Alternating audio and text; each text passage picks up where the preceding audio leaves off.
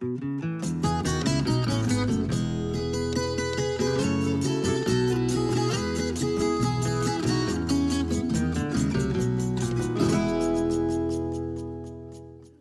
amigos, para você que nos acompanha na região de Curitiba pela TV Evangelizar e na região de Maringá pela TV Terceiro Milênio, estamos começando mais um Canto da Gente, um espaço cultural onde você pode acompanhar um pouco mais do que se faz em Curitiba e Paraná, né?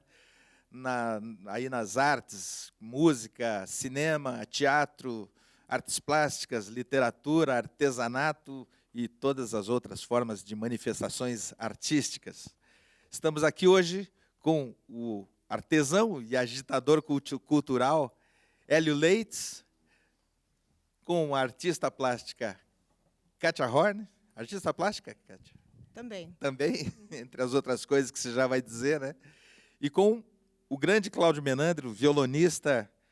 Bom, todo instrumento de corda o Cláudio toca, né, Cláudio? Cláudio, você é paranaense, não? Sou baiano. Baiano? Baiano de Salvador. E como é que se deu isso? Você está aqui em Curitiba? Eu estou aqui há 13 anos, cheguei em 2000. É? Você veio em busca de Eu morava em tocar? Resende. Você veio, Na verdade, eu não vim direto de Salvador. Né? Uhum.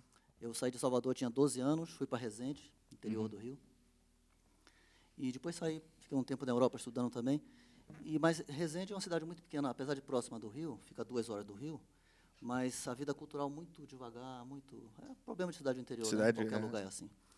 Então, eu conheci algumas pessoas na Suíça, conheci o pessoal da família Brandão, conheci a Maíca, conheci a Eunice, Na Suíça? Maria Alice, na Suíça. Uhum. E elas me falaram, não, então vem para Curitiba, a gente vai voltar uma hora dessa, elas também estavam estudando música barroca lá, e pretendiam voltar uma hora, e eu acabei vindo para cá.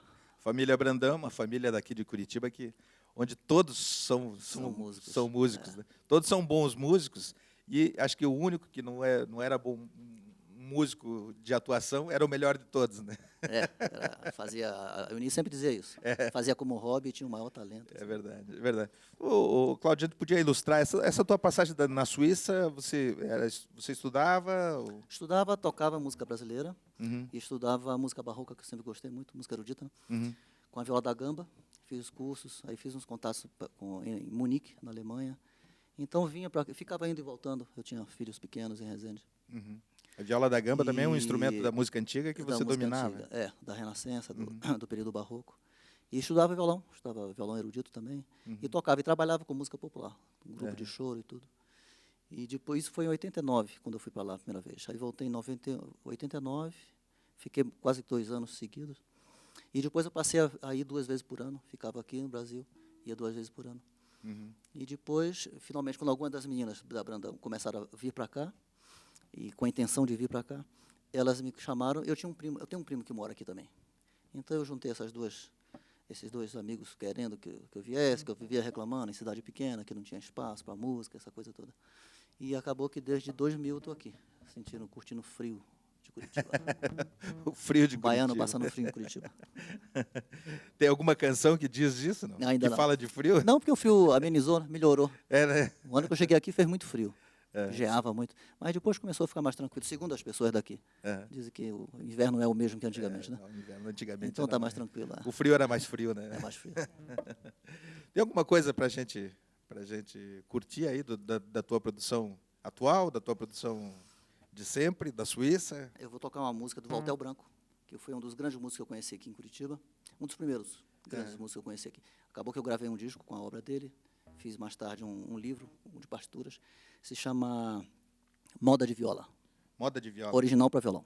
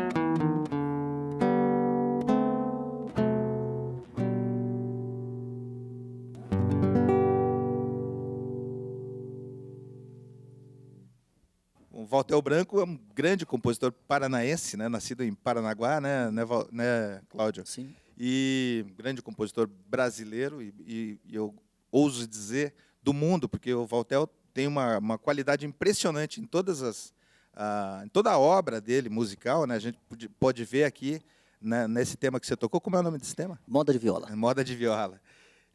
A gente pôde ver aqui, né, de um tema que pode ser simples, que é a moda de viola, ele deixou tão rico, né, em termos aqui de contraponto musical. A gente está falando de teoria musical aqui, né, tá indo até num... Mas, enfim, o Valtel fez, por exemplo, o tema da Pantera Cor-de-Rosa. Ele trabalhou no arranjo. Trabalhou no arranjo. Ele morou em muitos lugares, né? Ele trabalhou com o Harry Mancini na época que ele estava fazendo a trilha da Pantera Cor-de-Rosa, que é aquela...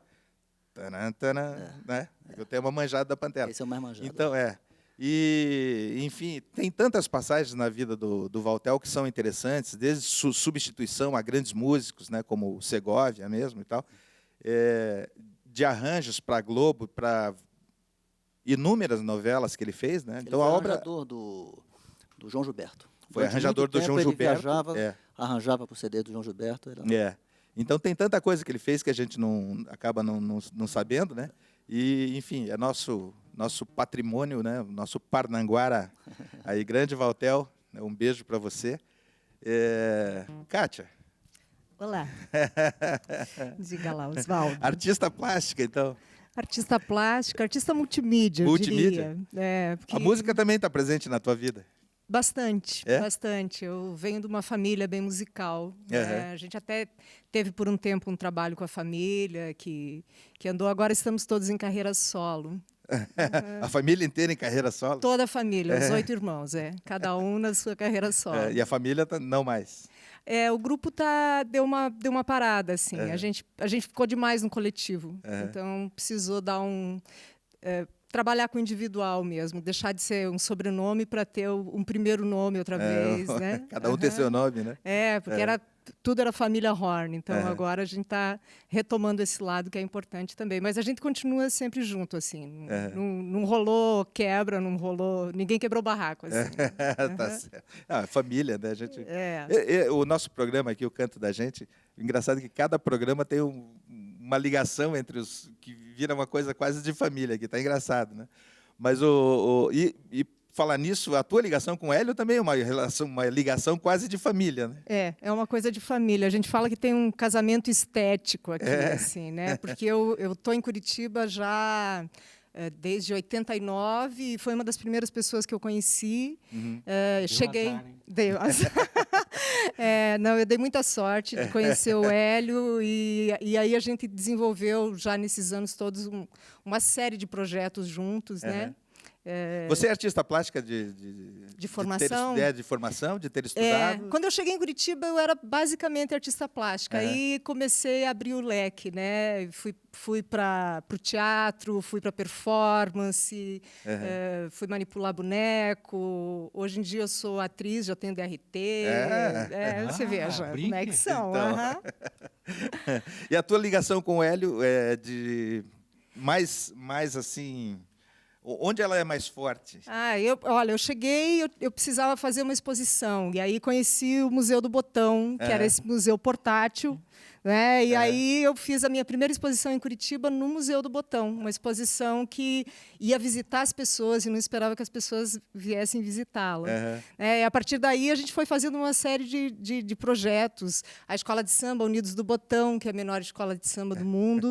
A gente todo ano faz uma semana antes do Carnaval, a gente desfila na Boca Maldita com pequenos carros alegóricos que a gente puxa como carrinho de brinquedo. E é realmente a menor escola de samba do mundo, uma escola tipicamente curitibana. Com carros pequenininhos. Carros pequenininhos e animação pequena também. São só 15 minutos, a gente não extrapola isso. Não pode passar disso. Você também é artista plástico de formação, Hélio? Não, eu sou artesão de formação. Artesão, né? Eu fiz pintura na Belas Artes, mas eu me considero artesão universitário. Mesmo assim, você chegou a transitar nas salas nos salões, né, de artes plásticas e tal, em alguns, né? Você chegou a ser premiado, assim, alguma que a gente... No Salão Paranaense. Salão Paranaense, né? Número 52, ganhei 5 mil. Que bacana. Tô vendo que você está com um arsenal aí, um baú, né? Todos os assuntos, né? É. Eu trouxe assim vários que eu faço eu tenho uma banca na feirinha, né? Aham. Então a feirinha é como se fosse uma corrente sanguínea da cidade, né? Então se quer saber o que passa pela cabeça das pessoas, você vai na feirinha. Por exemplo, assim, olha que nem esse aqui, o que se faz com lata de sardinha na sua casa? Joga fora? Jogo fora. Lá em casa também. Mas daí eu vou lá fora buscar, entende? Para fazer o sermão aos peixes. Aí eu procuro lastrar ele com uma historinha. Então eu pego uma casca de canela e faço a roupa de Santo Antônio. Santo Antônio foi para Rímini fazer uma pregação, os hereges não quiseram ouvir, ele ficou bravo e disse assim, tá bom, então eu vou conversar com os peixes. Aí chegou lá na beira do mar, ele olhou para um lado, estão pegando? Olhou para um lado, olhou para o outro, não tinha ninguém olhando, ele enfiou a mão no bolso, tirou um resto de pizza, jogou na água, os peixes começaram a pular, aí ele fez o maior sermão em cima dos peixes. Aliás, o mais épico e retumbante sermão católico de que se tem notícia. Aí um menininho que estava olhando disse assim, mãe, o homem está conversando com os peixes e os peixes estão respondendo. Aí a mãe disse assim, esse aí então está fazendo milagre. Saiu correndo pela cidade lá e avisou os hereges, o cara está fazendo milagre lá. Todos os hereges foram lá, naquele dia ele converteu 700 hereges com um pedaço de pão. Daí na saída da cidade, era pizza, mas eles dizem que é pão. Aí na saída da cidade, o acompanhante dele chegou e falou para ele assim, mestre, a hora que o senhor jogou migalha de pão na água, eu fiquei com o coração na mão. Aí Santo Antônio disse assim, eu também estava com o coração na mão. Porque naquela hora eu descobri que o milagre está dentro de cada um de nós. A gente só precisa saber a hora certa de aplicar ele. Olha o meu milagre, peguei uma lata de sardinha suja, contei uma história e tento vender por R$100. Quando eu consigo vender, a peça muda de nome, não é mais sermão aos peixes, aí é o verdadeiro milagre dos peixes. Aí sim. E atrás vai o poema, que vocês podem até, vou pedir para vocês também podem repetir. Pela boca morre o peixe. Pela boca morre o peixe. Pela boca passa o canto. Pela boca passa o canto. Pela boca junta os noivos. Pela boca junta os noivos. Pela boca nasce o santo. Pela boca nasce o santo. Todos os santos nascem pela boca. Então esse é um exemplo assim, né, da minha história. Bacana, Hélio. A gente vai para um breve intervalo, já voltamos aqui para você continuar com essa história. Vou dar um refresco para o santo. Tá bom.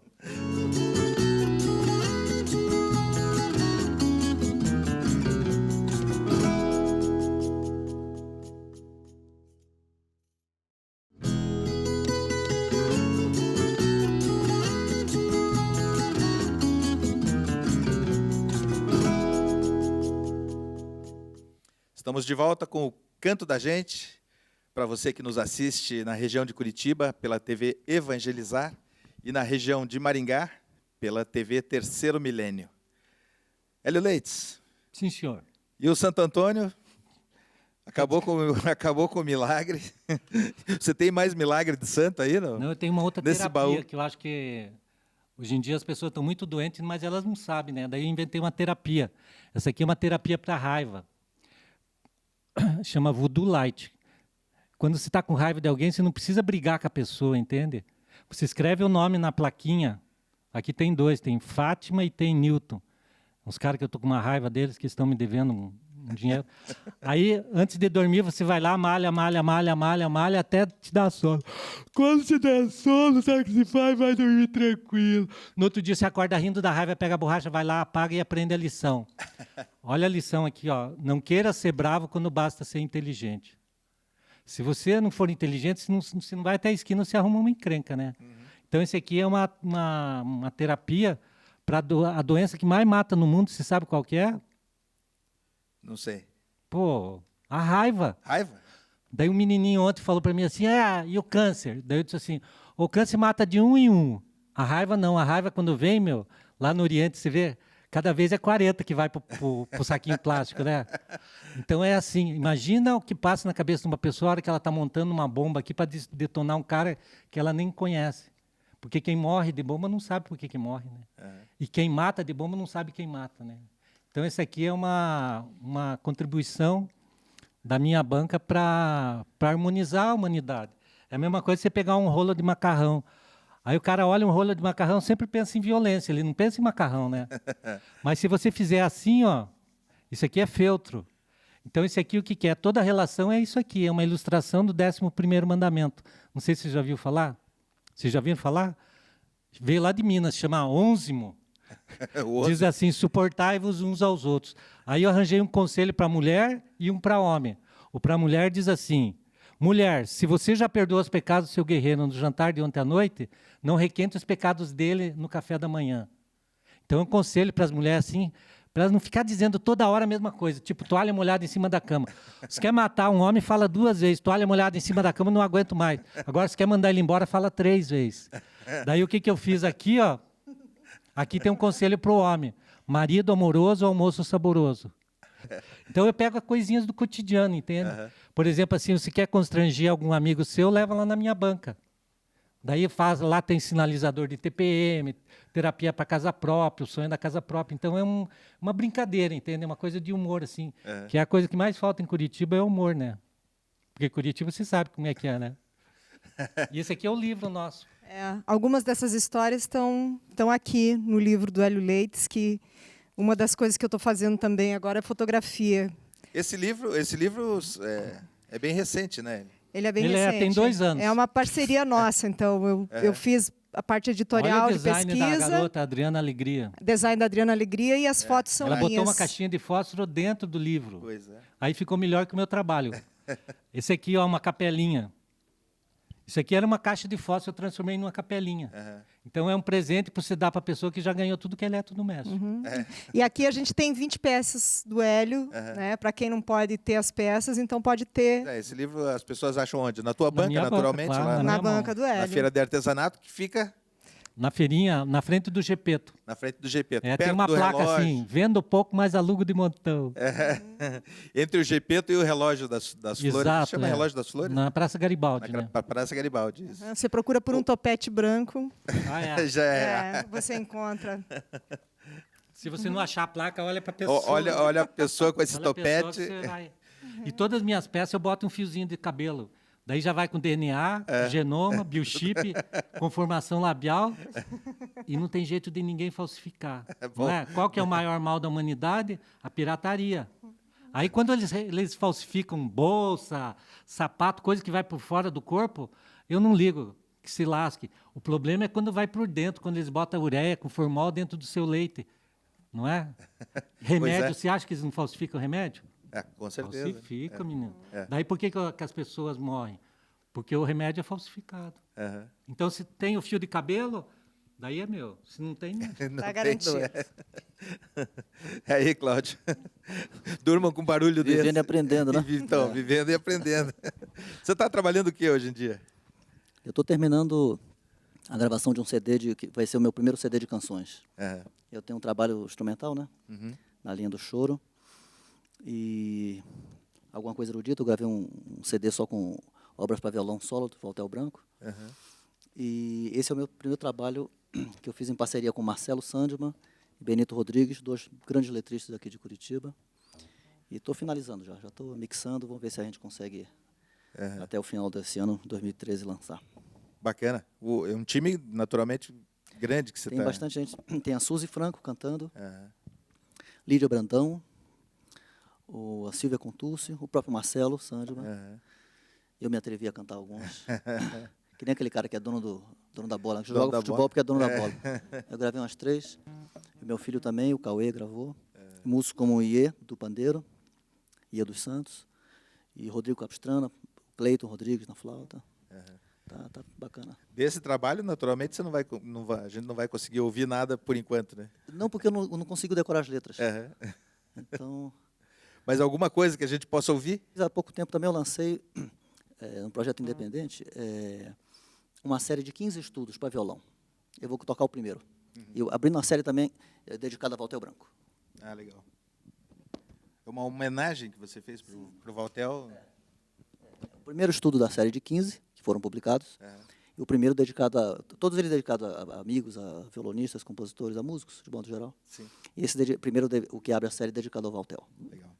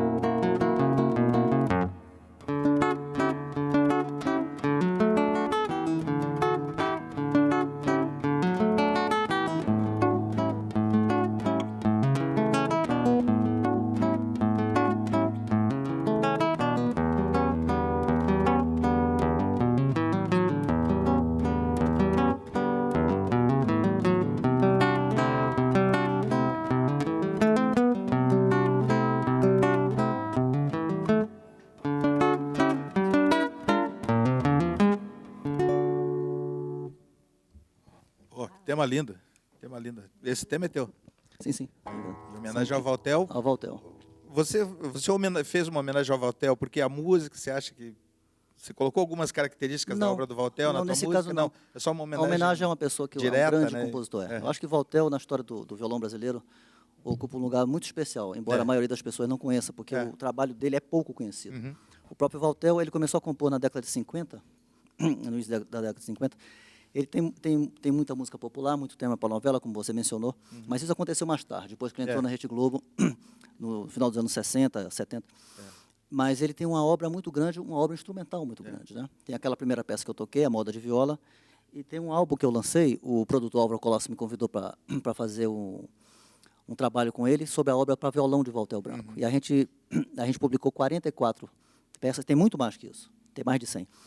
Mas todas compostas originalmente para violão, e as pessoas desconhecem isso.